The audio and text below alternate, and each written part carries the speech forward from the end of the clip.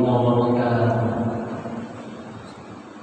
الحمد لله رب العالمين الذي خلق السماوات والأرض واختلاف الليل والنهار لآيات لأولي الألباب.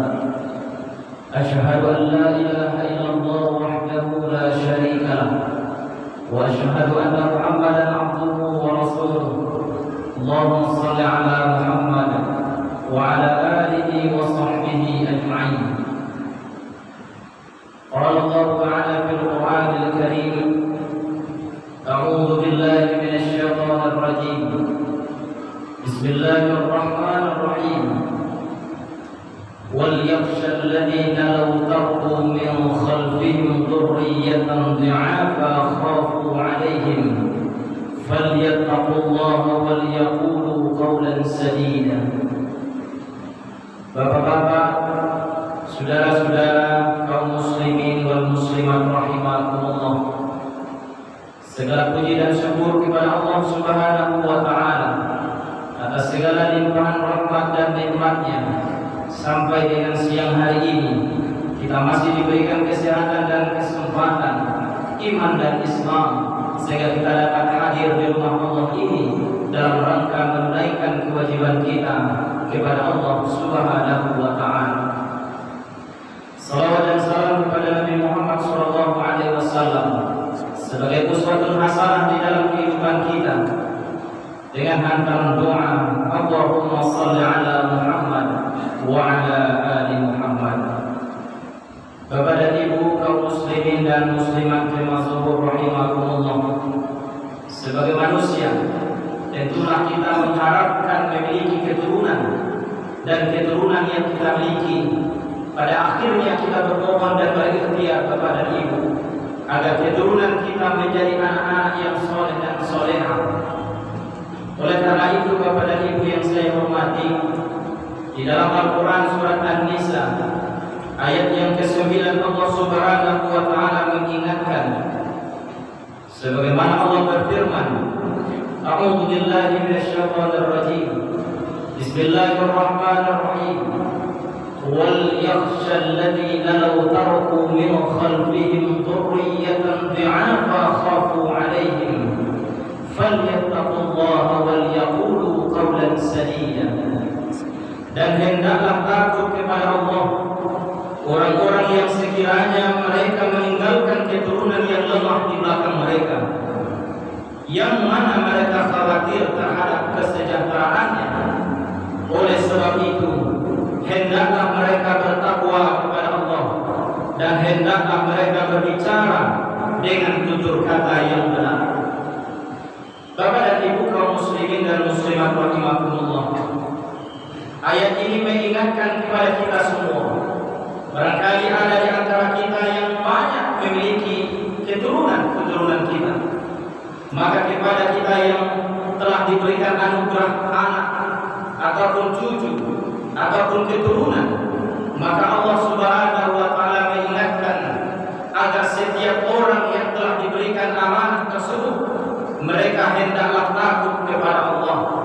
Ketakutan kita bukanlah tidak berdasar, Bapak dan Ibu, namun di saat nanti kita meninggalkan dunia ini, satu di antara ketakutan kita, kekhawatiran kita sebagaimana yang Allah ingatkan ini, jangan sampai kita sebagai orang tua gagal dalam mendidik mereka, gagal dalam menjadikan mereka sebagai anak-anak yang soleh dan solehah, yang mana boleh jadi Bapak dan Ibu kita khawatir terhadap kesejahteraan mereka setelah kita tiada.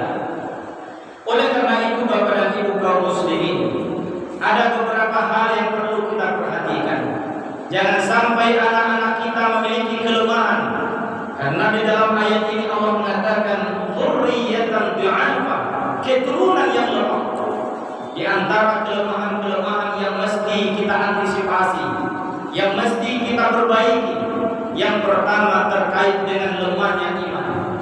Bagaimanapun Bapak dan Ibu kaum muslimin, iman adalah satu fondasi yang sangat mendasar, yang mana dengan iman kepada Allah Subhanahu wa taala, dengan keyakinan yang benar di jalan Allah ini, maka apapun yang terjadi, baik suka ataupun duka, insya Allah Bapak dan Ibu, keturunan-keturunan kita akan mampu melewati berbagai ujian, akan mampu melewati berbagai tantangan yang akan dihadapi di masa yang akan datang.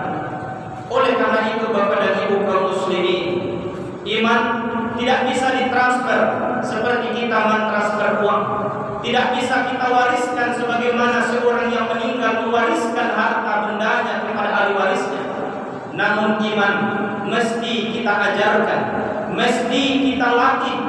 Oleh karena itu Bapak dan Ibu kaum muslimin, kalau kita berkaca daripada dakwah yang dilakukan oleh Rasulullah Sallallahu Alaihi Wasallam, lebih kurang 13 tahun beliau berdakwah di Makkah hanya untuk menanamkan bagaimana keyakinan umat pada saat itu tidak lagi menyembah berhala, tidak lagi menyembah patung-patung, tetapi mentauhidkan Allah Subhanahu wa taala. Bapak dan Ibu kaum muslimin dan muslimat rahimakumullah, ini adalah tugas kita sebagai orang tua. Bagaimana kita menanamkan nilai-nilai iman, nilai-nilai keyakinan kepada Allah Subhanahu wa taala.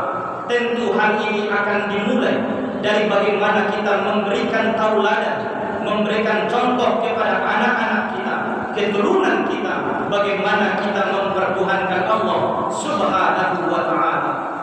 Bapak dan Ibu kaum muslimin dan muslimat rahimakumullah, hal yang kedua yang perlu kita perhatikan, jangan sampai terjadi di dalam kehidupan anak-anak keturunan kita, jangan sampai mereka memiliki kelemahan dari segi ilmu pengetahuan. Bagaimanapun Bapak dan Ibu, al-ilmu nurun, ilmu bagaikan cahaya. Bila mana kita bekali mereka dengan ilmu, terutama ilmu-ilmu agama, maka insya Allah Bapak dan Ibu, dia akan menjadi sinar yang akan menerangi kehidupannya di masa yang akan datang. Kalaulah hari ini Bapak dan Ibu, kita memiliki banyak pilihan untuk mendidik anak-anak kita, untuk menyekolahkan mereka, bahkan untuk mendidik mereka di perguruan tinggi, maka ini tergantung kepada pilihan kita bersama.